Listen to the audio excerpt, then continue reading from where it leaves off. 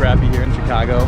It's blowing 20 to 30, or will be during the race, with seas of 4 to 7 feet. It's a lot for a 36-foot boat, but I'm excited, I'm nervous, and I know it's going to be an adventure.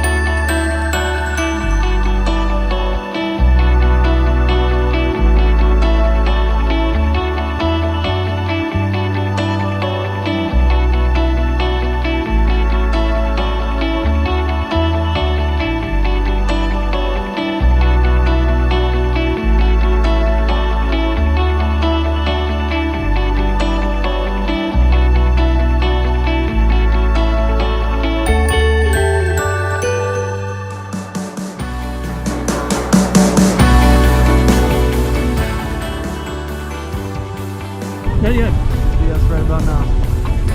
Fast, Mom. Fast as you can. These guys are cruising over there. That's us. Alright, who wants to guess the exact time?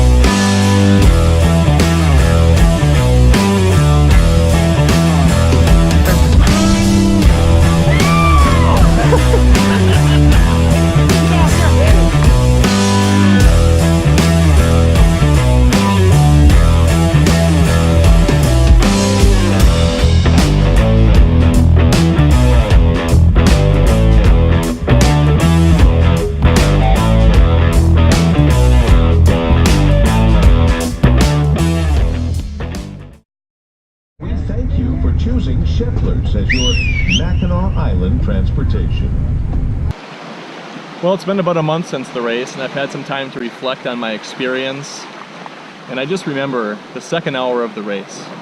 Waves were crashing over the bow, the wind was on our nose, we were soaking wet and cold.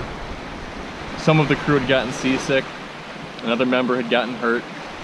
And I just remember asking my fellow crewmates why it is they keep coming back, why they do this each year. Some have done it for more than 10, others more than 20, and our boat owner and skipper, Terry, it was his 37th race. So I was trying to find out, why it is we do this to ourselves. The whole race obviously wasn't as bad. We had some great wind, some good seas, memories I'll never forget. But for me, the answer came when that cannon fired on the island, and the voice rang out, "Welcome to the island." And just the flood of emotions, the cheer of our crew, and just the relief that we had made it. We'd overcome challenges and we'd made it. The next day at the crew party, the rum party, hearing stories of other boats, sharing our own, and just that community, something I'll never forget.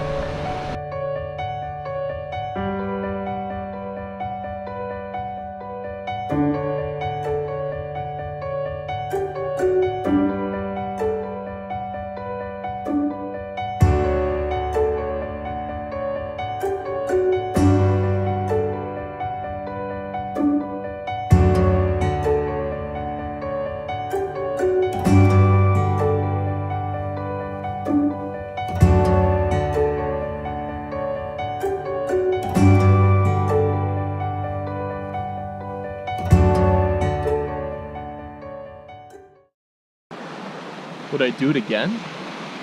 That's a question I've been asking myself since the moment the race finished. Completing a Mac race had been a goal of mine since I'd started racing sailboats. I enjoy Wednesday night racing, and Saturday regattas are certainly fun. I've completed a few Queen's Cup races, the short distance to Michigan. But this idea of completing one of the world's longest running races, 300 miles straight north, nearly straight north on Lake Michigan, several days at sea, and all the stories that I'd heard from my fellow sailors, just was always something I'd wanted to do. And I remember when our halyard broke about halfway through the race, and for Corinne, who was also on her first Mac race, I think we shared some similar mixed emotions. On one hand, this sense of relief, thinking that Frankfurt was only 2 to 3 hours away by motor, and our race was over.